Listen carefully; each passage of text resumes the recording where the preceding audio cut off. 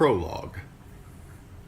"We should start back," Garrett urged as the woods began to grow dark around them. "The wildlings are dead." "Do the dead frighten you?" Sir Waymar Royce asked, with just the hint of a smile. Garrett did not rise to the bait. He was an old man, past 50, and he had seen the lordlings come and go. "Dead is dead," he said. "We have no business with the dead." "Are they dead?" Royce asked softly. "What proof have we?" "Will saw them," Garrett said. "If he says they are dead, that's proof enough for me." Will had known they would drag him into the quarrel sooner or later. He wished it had been later rather than sooner.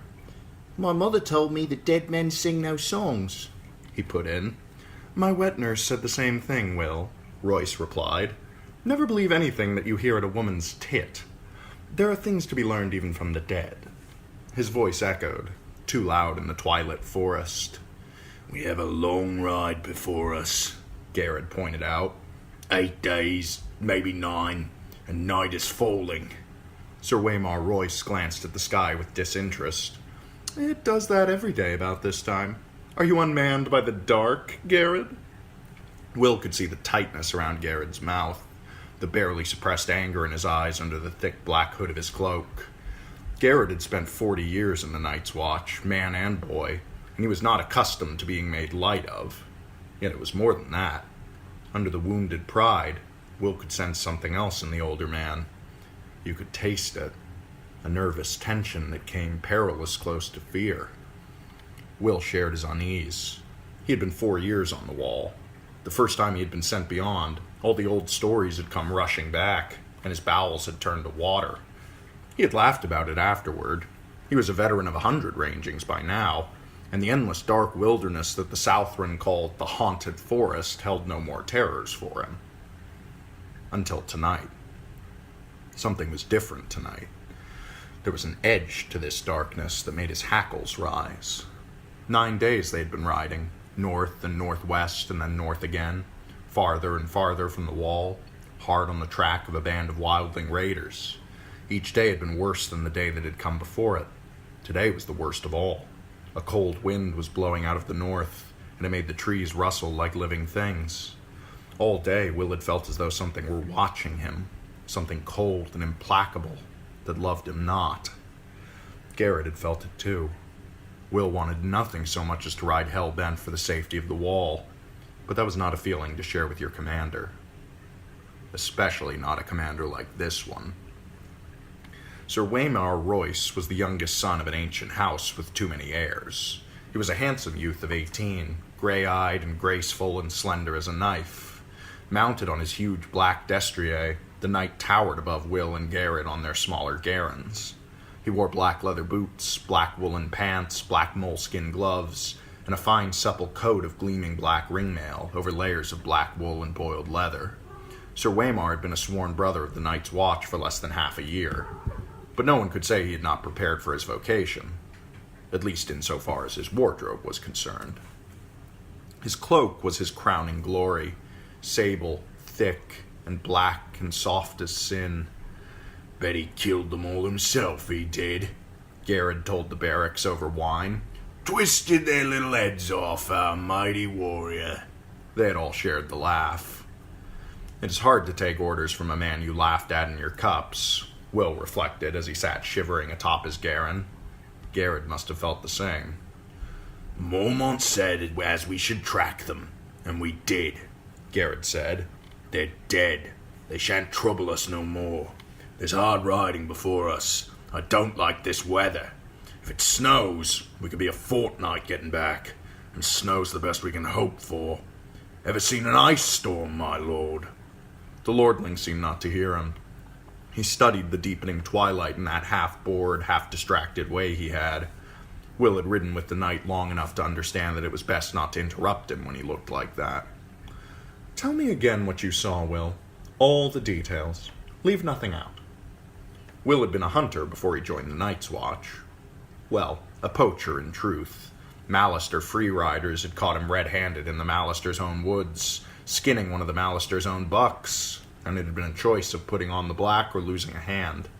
No one could move through the woods as silent as Will, and it had not taken the Black brothers long to discover this talent. "The camp is 2 miles farther on, over that ridge, out beside a stream," Will said. "I got close as I dared. There's 8 of them, men and women both. No children I could see. They put up a lean-to against the rock. The snow's pretty well covered it now, but I could still make it out. No fire burning, but the fire pit was still plain as day. No one moving. I watched a long time. No living man ever lay so still." "Did you see any blood?" "Well, no," Will admitted.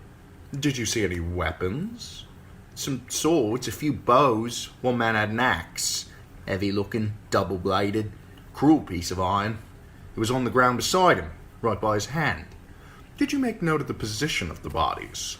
Will shrugged. "A couple are sitting up against the rock. Most of them on the ground. Falling like." "Or sleeping," Royce suggested. "Falling," Will insisted. "There's one woman up in ironwood, half hid in the branches. Her fire eyes." He smiled thinly. "I took care she never saw me. When I got closer, I saw that she wasn't moving neither." Despite himself, he shivered. "You have a chill?" Royce asked. "Some," Will muttered. "The wind, my lord." The young knight turned back to his grizzled man-at-arms. Frost-fallen leaves whispered past them, and Royce's destrier moved restlessly. "What do you think might have killed these men, Garrett?" Sir Waymar asked casually. He adjusted the drape of his long sable cloak. "It was the cold," Garrett said with iron certainty. "I saw men freeze last winter, and the one before when I was half a boy. Everyone talks about snows 40 foot deep, and how the ice wind comes howling out of the north. But the real enemy is the cold. It steals up on you quieter than will, and at first you shiver and your teeth chatter and you stamp your feet and dream of mulled wine and nice hot fires. It burns, it does. Nothing burns like the cold. But only for a while. Then it gets inside you and starts to fill you up. And after a while, you don't have the strength to fight it. It's easier just to sit down or go to sleep. They say you don't feel any pain toward the end. First you go weak and drowsy, and everything starts to fade. And then it's like sinking into a sea of warm milk. Peaceful like." "Such eloquence, Garrett," Sir Waymar observed. "I never suspected you had it in you." "I've had the cold in me too, lordling." Garrett pulled back his hood, giving Sir Waymar a good long look at the stumps where his ears had been. 2 ears, 3 toes, and the little finger off my left hand. I got off light. We found my brother frozen at his watch, with a smile on his face." Sir Waymar shrugged. "You ought dress more warmly, Garrett." Garrett glared at the lordling, the scars around his ear holes flushed and red with anger where Maester Aemon had cut the ears away. "We'll see how warm you can dress when the winter comes." He pulled up his hood and hunched over his Garen, silent and sullen. "If Garrett said it was the cold," Will began. "Have you drawn any watches this past week, Will?" "Yes, my lord." There was never a week when he did not draw a dozen bloody watches. What was the man driving at? "And how did you find the wall?" "Weeping," Will said, frowning. He saw it clear enough, now that the lordling had pointed it out. "They couldn't have froze. Not if the wall was weeping. It wasn't cold enough." Royce nodded. "Bright lad. We've had a few light frosts this past week, and a quick flurry of snow now and then, but surely no cold fierce enough to kill 8 grown men. Men clad in fur and leather, let me remind you, with shelter near at hand and the means of making fire." The knight's smile was cocksure. "Will, lead us there. I would see these dead men for myself." And then there was nothing to be done for it. The order had been given, and honor bound them to obey. Will went in front, his shaggy little Garen picking the way carefully through the undergrowth.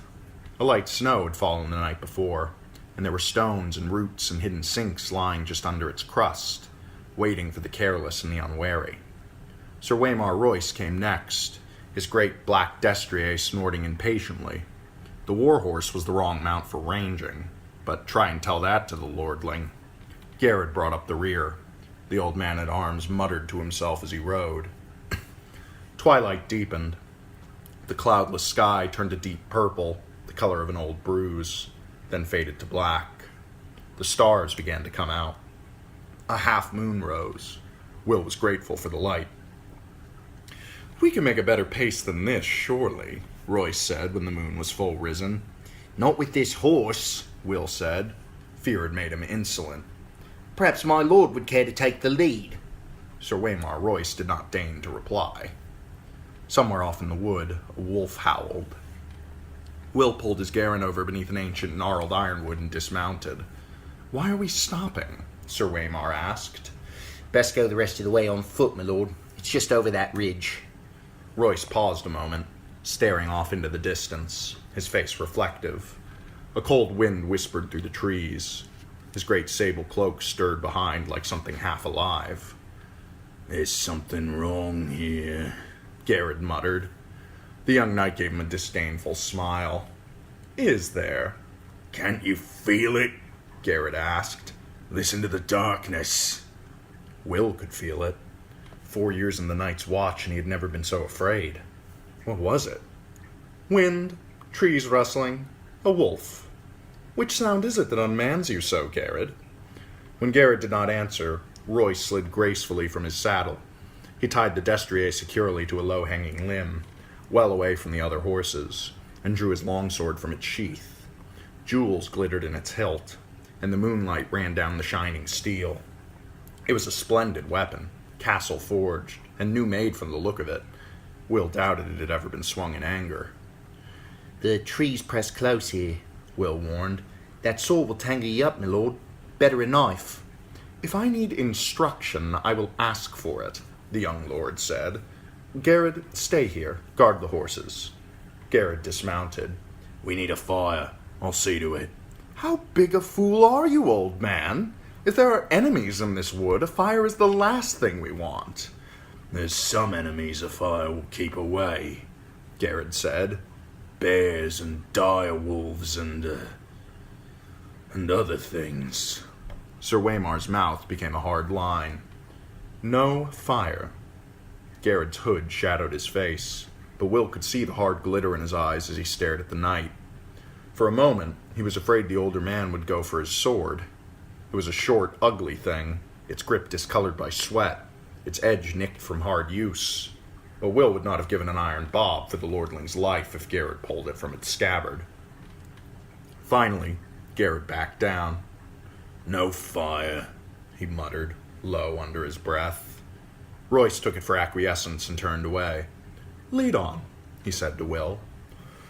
Will threaded their way through a thicket, then started up the slope to the low ridge where he had found his vantage point under a sentinel tree. Under the thin crust of snow, the ground was damp and muddy, slick footing, with rocks and hidden roots to trip you up. Will made no sound as he climbed.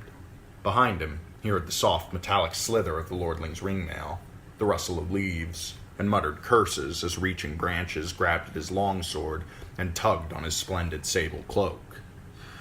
The great sentinel was right there at the top of the ridge, where Will had known it would be, its lowest branches a bare foot off the ground. Will slid in underneath, flat on his belly in the snow and the mud, and looked down on the empty clearing below.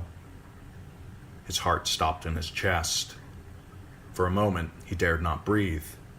Moonlight shone down on the clearing, the ashes of the fire pit, the snow-covered lean-to, the great rock, the little half-frozen stream. Everything was just as it had been a few hours ago. They were gone. All the bodies were gone. "Gods!" he heard behind him. A sword slashed at a branch as Sir Waymar Royce gained the ridge. He stood there beside the sentinel, long sword in hand, his cloak billowing behind him as the wind came up, outlined nobly against the stars for all to see. "Get down!" Will whispered urgently. "Something's wrong!" Royce did not move. He looked down at the empty clearing and laughed. "Your dead men seem to have moved camp, Will." Will's voice abandoned him. He groped for words that did not come. It was not possible. His eyes swept back and forth over the abandoned campsite, stopped on the axe. A huge double-bladed battle axe, still lying where he had seen it last, untouched. A valuable weapon.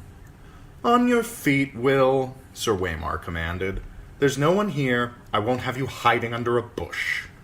Reluctantly, Will obeyed. Sir Waymar looked him over with open disapproval.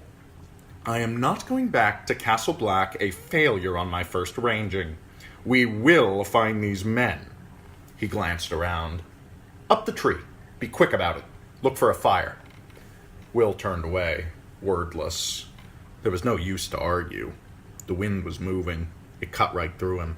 He went to the tree, a vaulting gray-green sentinel, and began to climb. Soon his hands were sticky with sap, and he was lost among the needles. Fear filled his gut like a meal he could not digest. He whispered a prayer to the nameless gods of the wood, and slipped his dirk free of its sheath. He put it between his teeth to keep both hands free for climbing. The taste of cold iron in his mouth gave him comfort. Down below, the lordling called out suddenly, Who goes there? Will heard uncertainty in the challenge. He stopped climbing. He listened. He watched. The woods gave answer.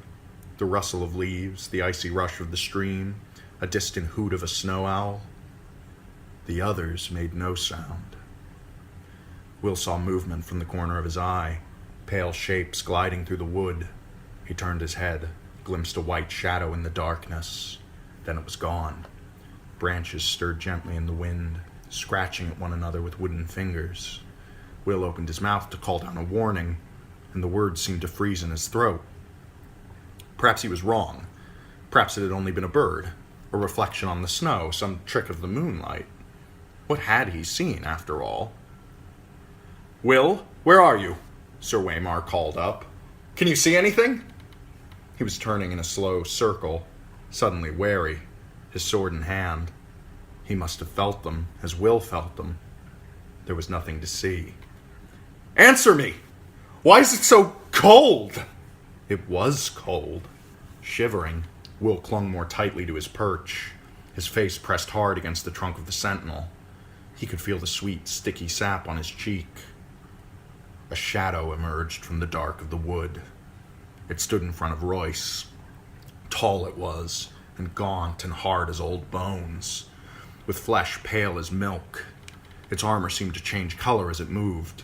Here it was white as new-fallen snow, there black as shadow, everywhere dappled with the deep gray-green of the trees. The pattern ran like moonlight on water with every step it took. Will heard the breath go out of Sir Waymar Royce in a long hiss. Come no farther, the lordling warned. His voice cracked like a boy's. He threw the long sable cloak back over his shoulders to free his arms for battle, and took his sword in both hands. The wind had stopped. It was very cold. The other slid forward on silent feet. In its hand was a long sword like none that Will had ever seen. No human metal had gone into the forging of that blade. It was alive with moonlight, translucent, a shard of crystal so thin that it seemed almost to vanish when seen edge on. There was a faint blue shimmer to the thing, a ghost light that played around its edges, and somehow Will knew that it was sharper than any razor. Sir Waymar met him bravely. Dance with me, then! He lifted his sword high over his head, defiant. His hands trembled from the weight of it, or perhaps from the cold. Yet in that moment, Will thought, he was a boy no longer, but a man of the Night's Watch. The other halted. Will saw its eyes, blue, deeper and bluer than any human eyes, a blue that burned like ice. They fixed on the longsword trembling on high, watched the moonlight running cold against the metal. For a heartbeat he dared to hope.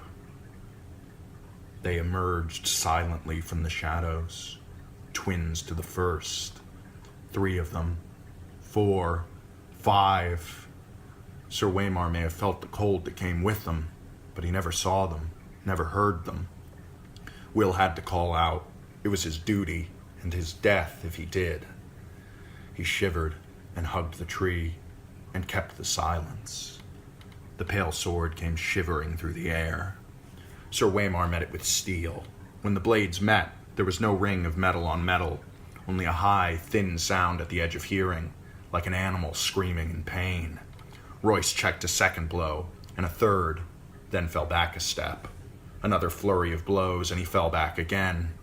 Behind him, to right, to left, all around him, the watchers stood patient, faceless, silent, the shifting patterns of their delicate armor making them all but invisible in the wood.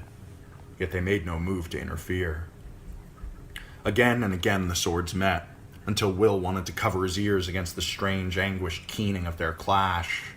Sir Waymar was panting from the effort now, his breath steaming in the moonlight. His blade was white with frost, the others danced with pale blue light.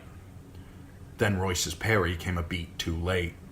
The pale sword bit through the ringmail beneath his arm. The young lord cried out in pain.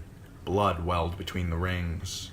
It steamed in the cold, and the droplets seemed red as fire when they touched the snow. Sir Waymar's fingers brushed his side. His moleskin glove came away soaked with red. The other said something in a language that Will did not know. His voice was like the cracking of ice on a winter lake, and the words were mocking. Sir Waymar Royce found his fury. "For Robert!" he shouted, and he came up snarling, lifting the frost-covered longsword with both hands and swinging it around in a flat sidearm slash with all his weight behind it. The other's parry was almost lazy. When the blades touched, the steel shattered. A scream echoed through the forest night, and the longsword shivered into 100 little pieces, the shards scattering like a rain of needles. Royce went to his knees, shrieking, and covered his eyes. Blood welled between his fingers. The watchers moved forward together, as if some signal had been given.